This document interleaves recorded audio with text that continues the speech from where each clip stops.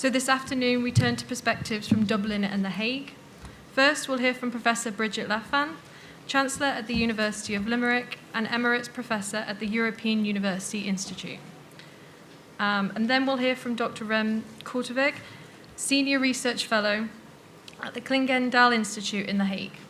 So just to recap on, and this is not the Dublin view, it's just my Dublin view. Let's recap on Brexit and Ireland. Ireland was the member state of the EU that was going to be most impacted by the decision of the United Kingdom to leave, and by a large margin. Why? Firstly, because of the border on the island of Ireland would become the United Kingdom's only land border with the EU, and land borders are very different to sea borders. Secondly, there was a high level of economic exchange across the Irish Sea between the two economies, and there was real fears at the beginning that in fact did not materialise, that Brexit would be economically very damaging to Ireland. That was not the case. Thirdly, since the foundation of the state, there was a common travel area between the two islands. The Irish can move, can work, and the British can move to Ireland and work. And so to protect those societal links was also very important. The added problem, what made Brexit existential in an Irish context, was that the Irish border was not just a land border, a trade border, but it was a highly contested border. And Ireland had just been through 30 years of communal conflict, predominantly in Northern Ireland, but as we know, it did not remain just within the confines of the geographical area of Northern Ireland. It impacted on Great Britain and also on the Irish state itself. So that communal conflict had been brought largely to an end in 1989 with the agreement on the Good Friday Belfast Agreement, which did not solve the conflicts in Northern Ireland. It's often seen to have solved them. It simply moved them to largely to a non-violent phase. But that was a very good and great thing after 30 years of very serious communal conflict. And the Good Friday Agreement, the two guarantors of that agreement were the British and Irish states. And largely, it took until 2011, when Queen Elizabeth visited the Irish Republic, for relations between Great Britain and the state of Ireland, what Ireland had become, to be normalised. So within 5 years of almost 100 years of normalisation, suddenly the Brexit shock. I would say that from the time David Cameron gave his speech, there was concern in Ireland, and Ireland was watching the Irish state and its state elite were very carefully watching what was happening in the United Kingdom. And as a referendum-prone country, Ireland, and particularly on the EU, the Irish were fully aware that Cameron could lose this. So I would say the Irish began preparing for Brexit long before this state prepared for Brexit, and was much better prepared for the outcome of the June referendum. It immediately had a strategy, and it was a whole of government, whole of society approach, not unlike what Eva described for Germany. So what was the core Irish strategy in relation to Brexit? It was to upload the border on the island of Ireland and make it not an Irish issue, but an EU issue, to educate European institutions, member states, and to remind the Americans of the Good Friday Agreement. So there was a major diplomatic offensive, and for a very small diplomatic service, it's a test case of how you actually do a diplomatic campaign. It was relentless at every level, it was relentless at political level, at official level, at civil society level, right across Europe, but also in the United States. Another important part of Ireland's Brexit strategy was to make sure that Ireland would not be disconnected from the single market. In other words, that its membership of the EU would not be undermined in any way by the fact of Brexit. and it wanted the border on the island of Ireland to be addressed in the divorce rather than in the TCA, because it did not want Ireland to become a bargaining chip, the Irish border to become a bargaining chip. We know from the Brexit negotiations that probably the single most difficult issue to solve in those negotiations, not just in the negotiations but in the ratification process, was the border on the island of Ireland. So we had the failed May Agreement, where you had a backstop to deal with Northern Ireland, where Northern Ireland would broadly stay within the single market and adhere to EU law. Johnson wanted to get rid of the backstop. He thought he could. He thought that the issue could simply be taken off the table, and he discovered over the summer of, I can't remember which year it is now, but anyway, he went for lunch to Luxembourg and left knowing that he couldn't get round the border issue, and then it became the backstop became a front stop, a border in the Irish Sea. But as we know, that was very problematic in implementation, because both at a technical level and a level of high politics, it was very problematic. There were very neuralgic issues. They were known as the 3 Ps: what you do about plants, what you do about pets, and what you do about parcels. And suddenly people living in Northern Ireland found that in order to move their pets or to have parcels from the state in which they were part of became very problematic. There was issues around medicines, supply of medicines. There was an extraordinary increase in paperwork associated with economic exchange within one state.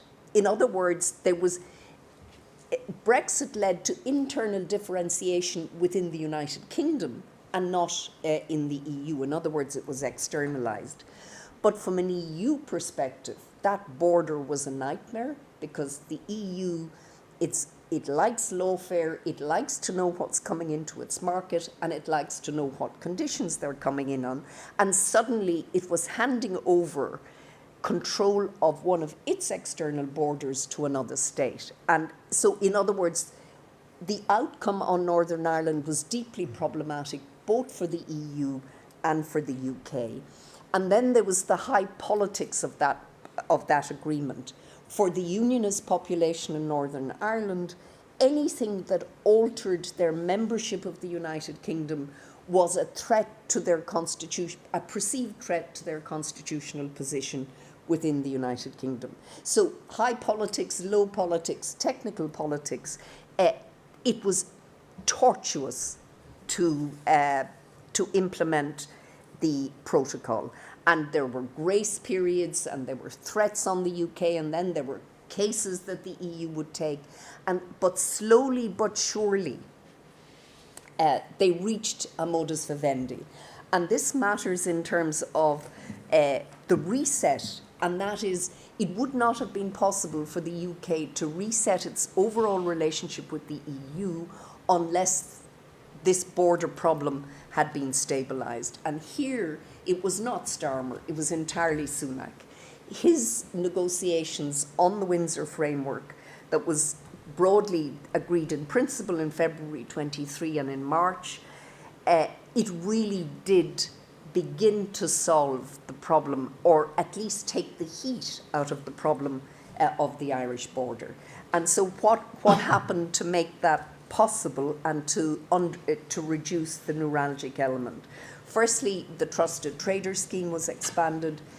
For the EU, the biggest game changer was it began to get reliable data from UK customs authorities on movements of products across the Irish Sea. It wanted to know what was moving to make sure that none of it was leaking into the single market. And that actually took time to develop. Then there were green lanes and red lanes, and simplified on agri-food. There was also the introduction of something called the storm and break.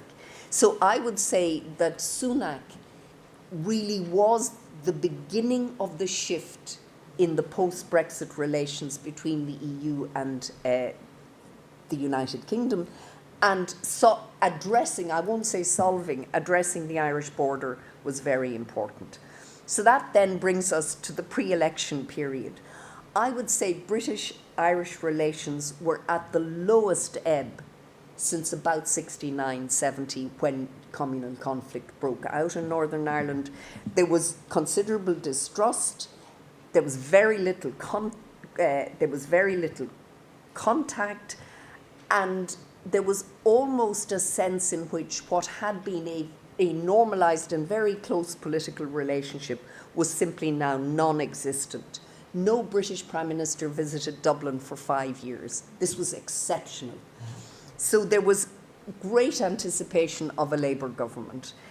Hilary Benn was the Shadow Secretary of State for Northern Ireland. He was seen as a serious politician who knew Northern Ireland, and Starmer himself had advised the Northern Ireland Police Force on human rights. So both the prospective Prime Minister and Secretary of State for Northern Ireland had some knowledge. Interestingly, the first bilateral that Starmer held with a foreign leader was with Simon Harris, Irish Taoiseach, on the 17th of July, so very quickly. The re-knitting of the relationship happened. They pledged to reset the partnership, that they would hold an annual summit. And what is not widely known is that the existence of the European Council had contributed enormously to the normalisation of relations between Britain and Ireland. They always had a quiet bilateral at every European Council, and that was now gone. So very quickly Starmer indicated that he wanted to reset the relationship. He came to Dublin, the first Prime Minister in 5 years, in September 24. The two governments identified 4 areas of cooperation: security, justice and global issues, climate, energy, technology, growth, trade and investment, and people-to-people engagement.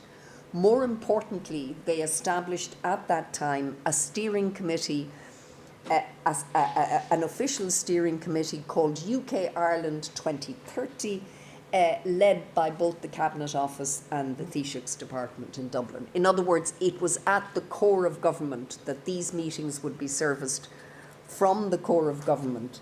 And so the first bilateral summit under this new regime occurred in March of this year. I happened to be at a lunch in the British Embassy in Dublin the day after, so I got a full free debriefing on what happened.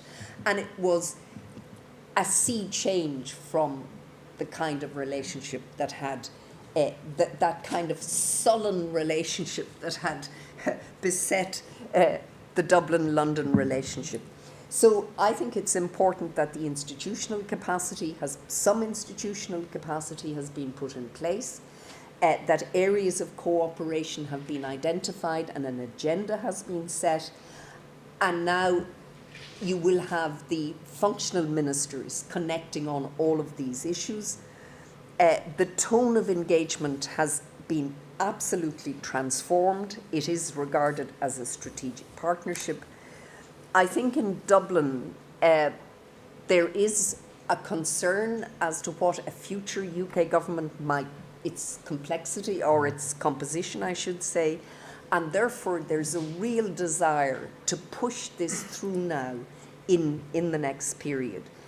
And so the other, I would say, is that the reset between Dublin and London interacts and intersects with the reset between London and Brussels. And the better the relationship is between London and Brussels, the better the Dublin-London relationship will be. But because of Northern Ireland, neither government can ignore what's happening. And one would hope that the SPS agreement, which should emerge from the reset, that will actually make things much, much easier on the Irish Sea. And the Unionists still fundamentally object to the protocol, but there's what I would describe as a sullen acceptance of its need. And the British, the Unionists tried to use the storm and break, which is they tried to prevent a piece of EU legislation getting through in Northern Ireland, and Hilary Benn absolutely refused it.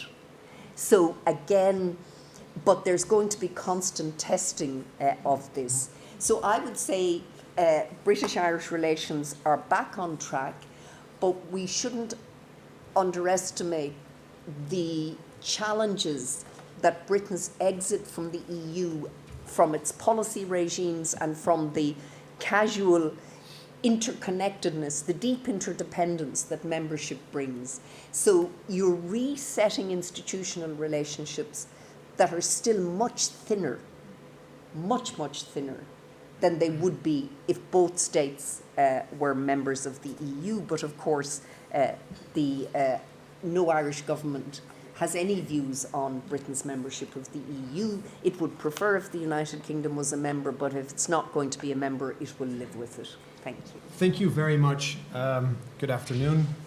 First of all, a big thank you to Hussein, Pippa, Kirsty for putting this together. It's a real pleasure to be here again with old friends, and to, once in a while check in on the UK-EU relationship. And of course, this is a much more sort of optimistic environment than it was, I think, 2 or 3 years ago, last time we had this event. It's also a great pleasure to share a panel with you, Brigid. I always learn a lot, and you've been an astute follower of UK-Irish affairs, and it's great. But I've been asked to talk a little bit about The Hague, so about the Dutch position.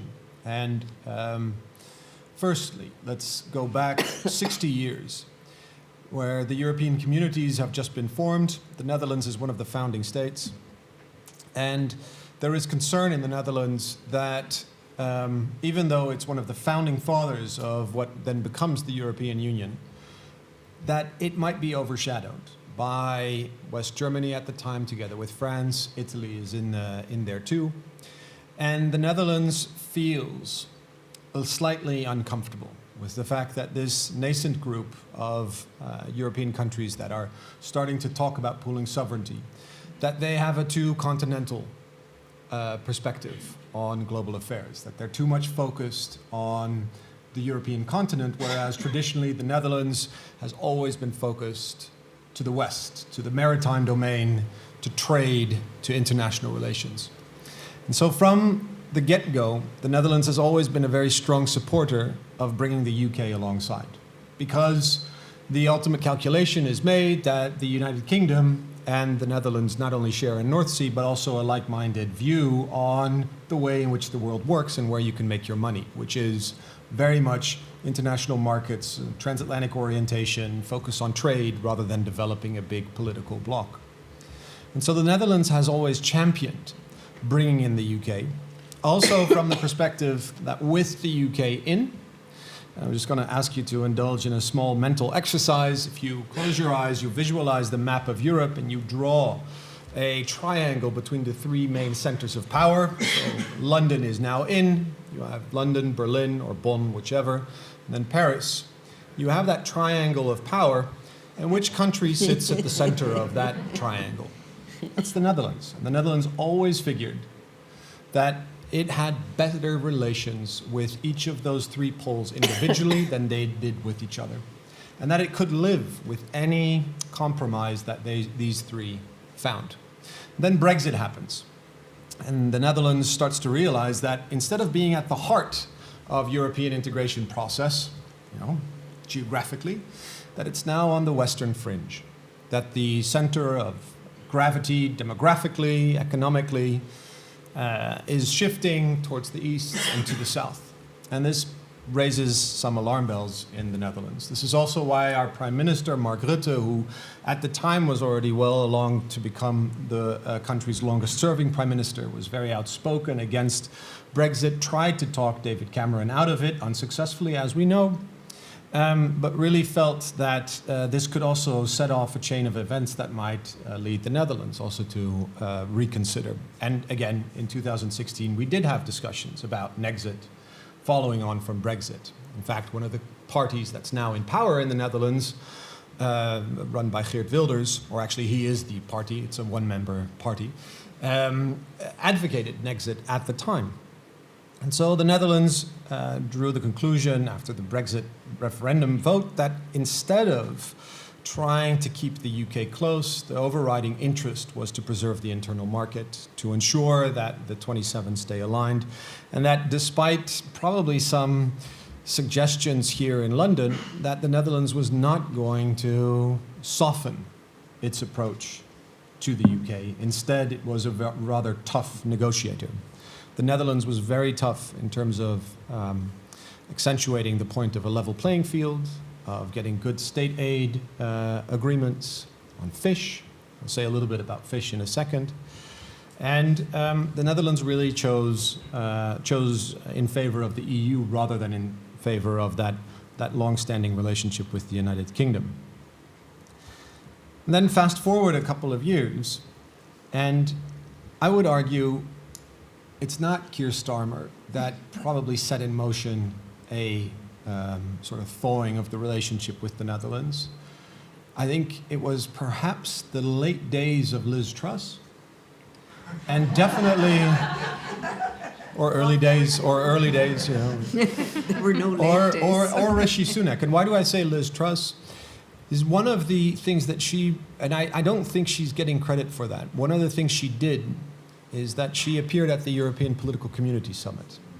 And she signed an agreement, which was the North Sea. She rejoined the North Seas energy cooperation and basically signaled that the UK was back on board to talk about something that's very close to the Dutch heart, which is how do you develop wind power in the North Sea?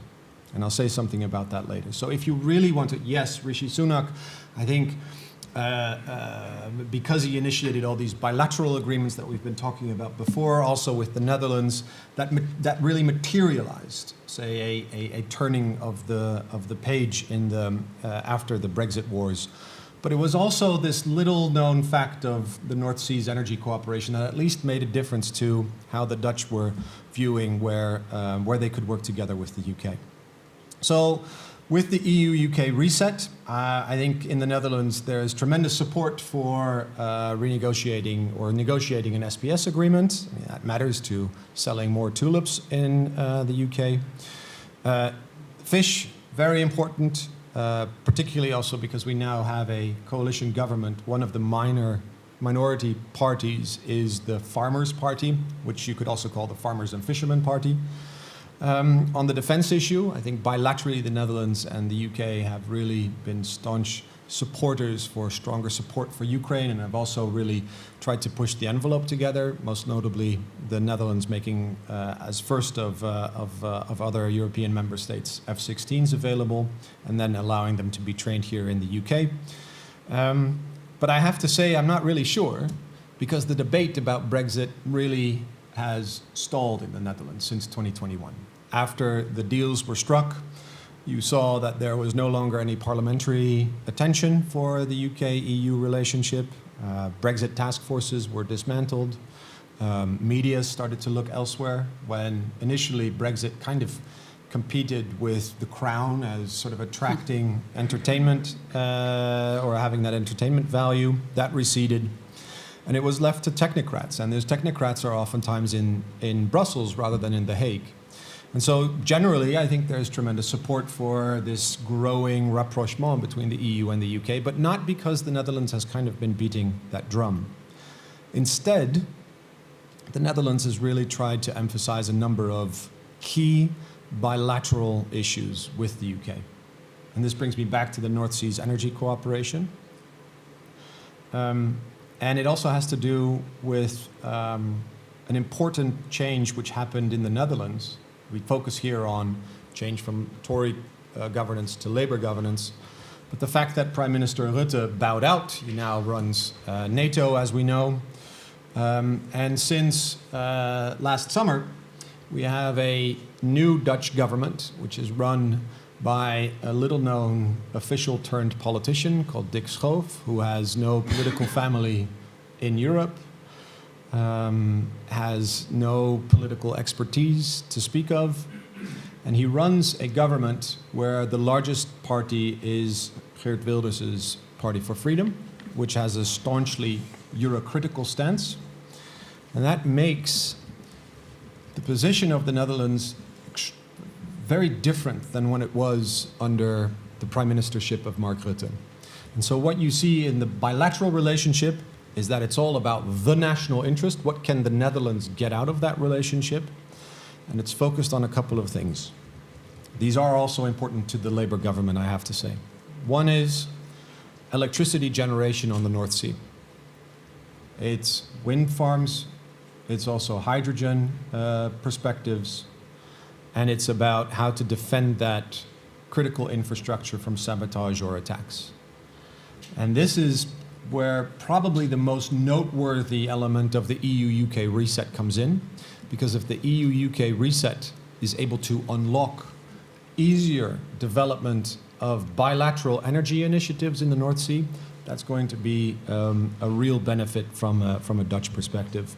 And secondly, what are other issues alongside critical infrastructure and energy? It's cooperation on law enforcement, so how to deal with irregular migrants that also use Dutch ports to go to the UK, and how to move forward with the defense relationship, but that already took place before the reset happened. So what I would end my note on is that there's a clear appreciation that the Netherlands and the UK are neighbors, important neighbors, have interests to share, particularly as the geopolitics mean that we have to become more or less dependent rather on outside sources of energy. So the North Sea again stands tall. And connected to that, there's one concern, is that it's great to have greater rapprochement now, but how to ensure that on issues such as electricity, that also materializes into real tangible efforts to tie in the UK to European regulations, because that's going to make life all that more easier, or phrased differently, the concerns about slow divergence in a number of these areas. And that's, I think, still left unattended. Thank you very much. So I'll open it up to the room and see if there's any questions to begin with. Okay, thank you very much, Monika Brusenbach-Majstwa from Masaryk University, the Czech Republic.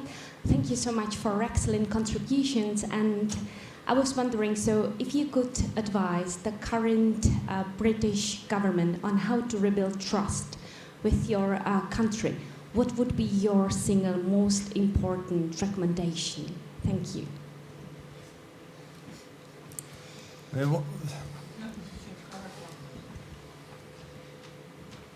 So there are a couple of things that come to mind. One is it would be great if Keir Starmer visited the Netherlands. Because we don't have a summit like you have with the Irish, or we don't have a fancy something house agreement. And if you really want to rebuild that or not rebuild, but like sort of revamp it, and I think the Dutch are modest enough to understand that they can't compete with France, Germany, or Ireland in terms of that type of attention. Secondly, one of the real problems, and this is a more serious comment, one of the real problems I think the Dutch-UK relationship faces is that on the one hand you have a British government that seeks greater alignment with the EU, and you have a Dutch government that's, depending which side of the political aisle you sit on, very or extremely Euro-critical. And that makes things very difficult. It makes it very difficult to develop new initiatives. It also makes it difficult for Keir Starmer to be sold on why it matters to engage with the Netherlands at this point. Because why be seen to cozy up to a government that's led by Geert Wilders, who's sort of the Dutch version of Nigel Farage, right? So the politics don't line up.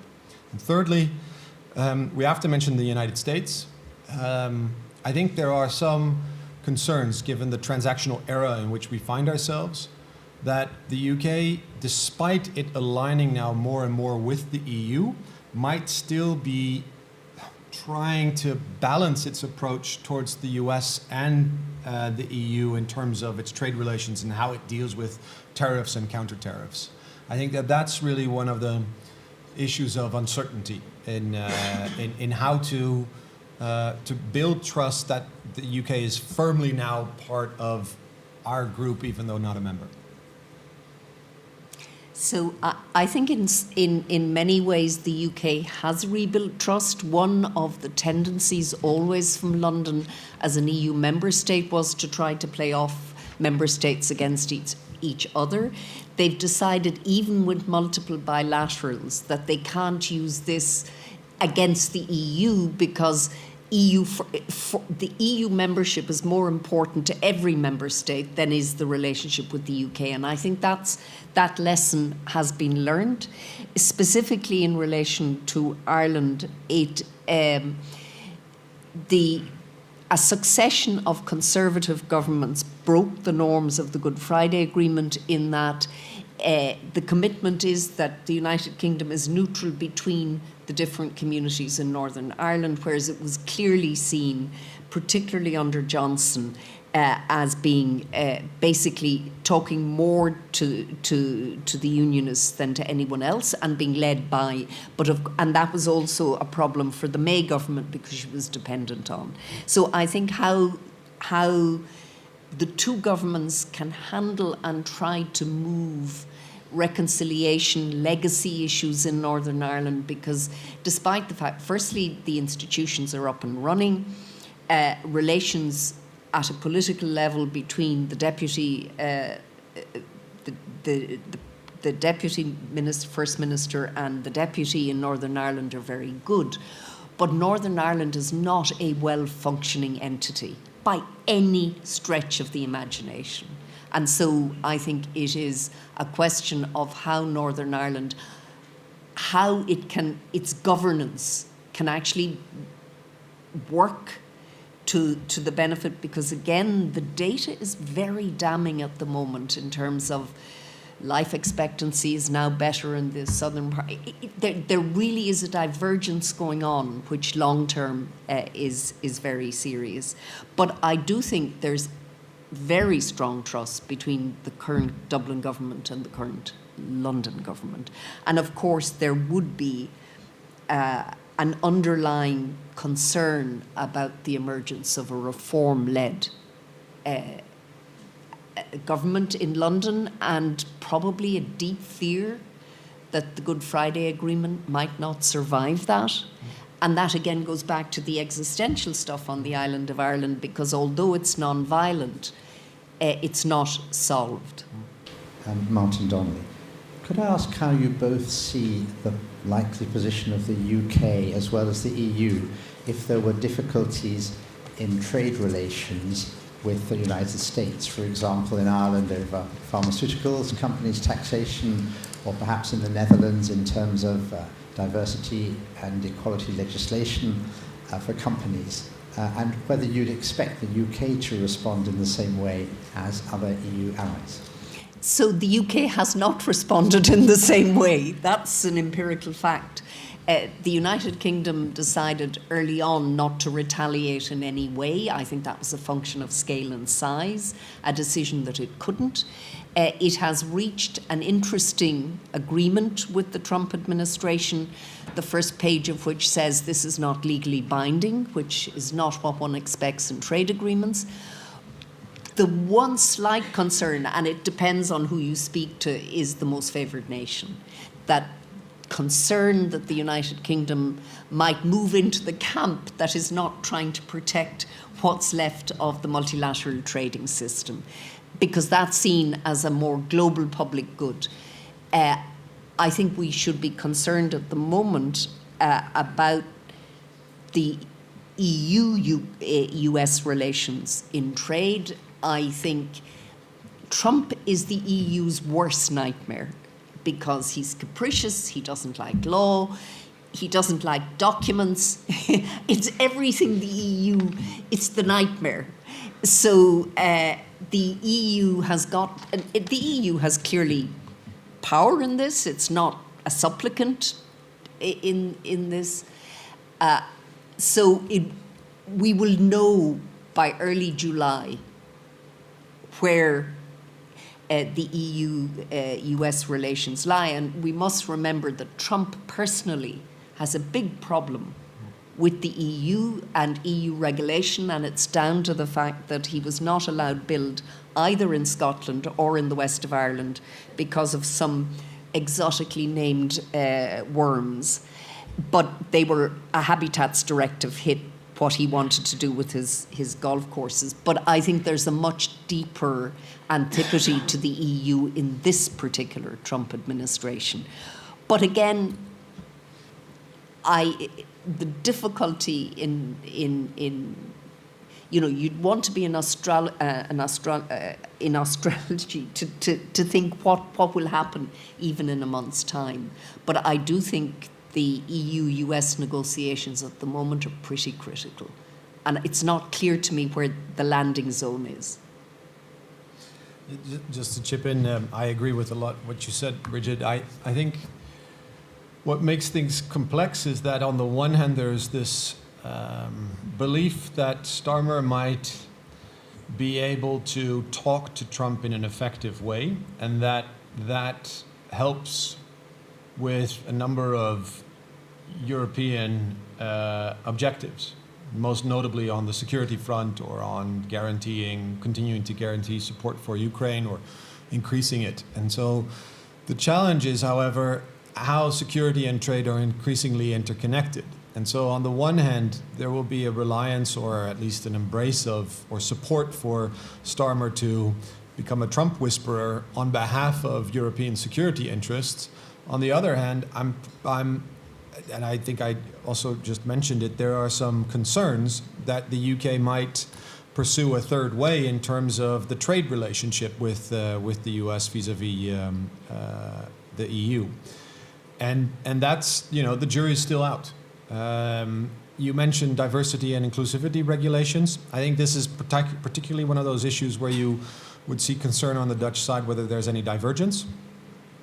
Because again, sort of drawing a page from the Brexit playbook in the Netherlands, I've been positively surprised that despite the fact that we have a somewhat Eurocritical government, that we have not seen voices from within the Dutch government saying we should lobby separate carve-outs with the US as part of the EU-US trade negotiations because we, as the Netherlands, do not have a trade surplus with the United States. Yes, and that could well easily have been the case. Instead, what you hear the trade minister who comes from Wilders's, or has been appointed by Wilders, has been saying, actually, we need to stick together with the EU. We need to support the counter tariffs, despite the fact that we have a pretty different trade profile with the US than many of the larger European EU economies. Okay. And then a question for you, Rem, as well. So you highlighted how the Netherlands has kind of shifted from trying to keep the UK close to pursuing the pragmatic bilateral cooperation, especially in areas like the North Sea energy. And with the UK-EU recent rapprochement, what do you see as the biggest opportunity and biggest risk for the Netherlands in this reset? Yeah. So just continuing on the electricity file, because again, and that's really where I see the value from a purely Dutch perspective, is we know that the geopolitics that we currently face require us to map our economic dependencies and to reduce them. And energy is one of the key ones. So Boris Johnson famously said, we can turn the North Sea into the Saudi Arabia of wind. And in a way, he's right. But you have to be able to do that. You need the planning, the licenses, you need to have the infrastructure, you need to be able to manage that infrastructure in relation to sustainability targets, environmental goals, fishing grounds, transport corridors, military training exercises, which the North Sea is also going to demand, and be able to do that in a kind of a joint fashion that allows you to deliver on the ambition, which was signed as part of the North Sea's energy cooperation to develop 160 gigawatts of wind power by 2050. For those of you in the know, that is a huge amount of wind capacity. Up until now, the EU, the Commission, has been rather lukewarm about bringing the UK into that discussion because they say, well, it runs up against the TCA, it's about tying into, it has impacts on our electricity market, it means that we need to have details about state aid regulations, and all of a sudden you open up a Brexit can of worms. And so the real positive momentum is that now in this reset agreement, they said, well, we're going to explore how to tie the UK into the European electricity market. And that's going to unlock a number of the discussions that are now, frankly, sort of moving ahead only at snail's pace, because private companies that need to invest in this capacity say it's too difficult, takes too long. So that's the optimistic sort of what I hope we're going to really tangibly get out of the reset. Can I just say in relation both to energy and fish, that those EU negotiators stitched this up in the TCA.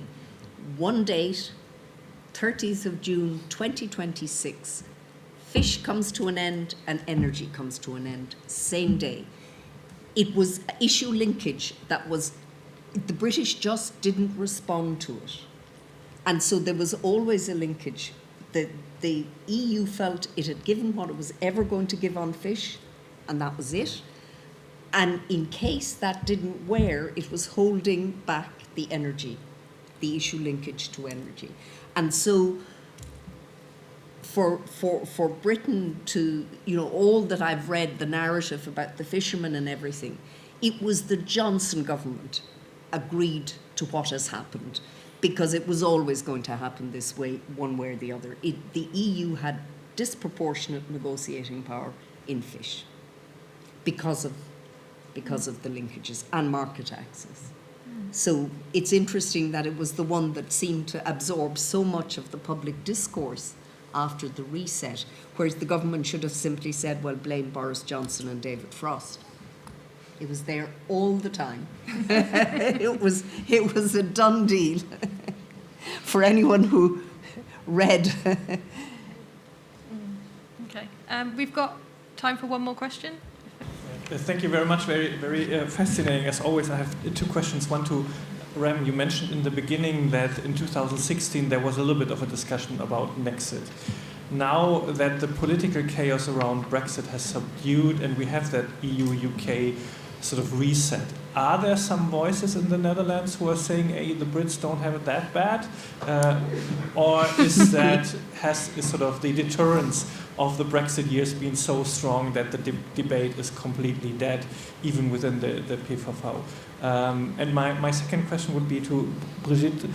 From the outside, it seems that during the Brexit negotiations, the Irish were pushing or were trying to get the support for a hard line vis-à-vis the UK on Northern Ireland, and are now turning towards those arguing for more flexibility in implementation towards the Brits in order to keep the arrangement in Northern Ireland going. Would you also characterize this way that the strategy of the Irish is now to get more flexibility in implementation from the EU side to reduce the numbers of implementation problems in Northern Ireland? The easy answer is no. There's no serious political party calling for Nexit anymore. And even, again, Wilders has had to swallow his words and sort of realizes the value of the internal market. He's still very critical about the setup inside the EU, but he sort of takes the Orban line, like, you need to change it from within, or perhaps more Meloni, you want to move more on subsidiarity, you want to bring more control back to the individual member states, primarily in terms of border management. And this is, I think, where, yes, you're right that the Brexit experience was a shock to many Nexit supporting politicians to say, like, ooh, maybe that's not really the way we should be going. At the same time, I think people are also realizing that Brexit wasn't the solution, or didn't offer the solution to the problems that many Dutch politicians on the hard right sort of tried to get votes on. So the example is migration. So if Brexit was all about taking back control of your borders and being able to stem irregular migratory flows, well then, that really hasn't worked. And this is now a big issue in the Netherlands, and this is still a big issue for Wilders. I mean, even the day before yesterday, he said the government, even though he controls the government should close borders and stop all asylum seekers in the next couple of weeks. That could transpire into a position where they say, okay, we need to leave the EU, but the example of the UK shows that leaving the EU is not going to resolve that issue. And so it's not really a serious matter at the moment. But it might come back. So I wouldn't characterize the Irish position as looking for more flexibility. I think given that Ireland is an exporter of agri-food products, it probably thinks SPS arrangements are a very good idea, and it would help with the Windsor framework if they work in other words, if the negotiations of the SPS agreement takes cognizance of what's in the Windsor agreement. But I certainly don't detect in Dublin a sense that they're looking for a lot of flexibility for the United Kingdom. I think they would be pretty much at the centre of you protect the single market first and foremost, and after that you want the closest possible relationship with the United Kingdom. And certainly Dublin would have regarded the TCA as a very thin agreement for neighbours. So I think, but I certainly wouldn't characterise it as you did as a search from being driven by more flexibility. Okay, great. So we'll have to close there. So thank you, both of you. Thank you. Thank you.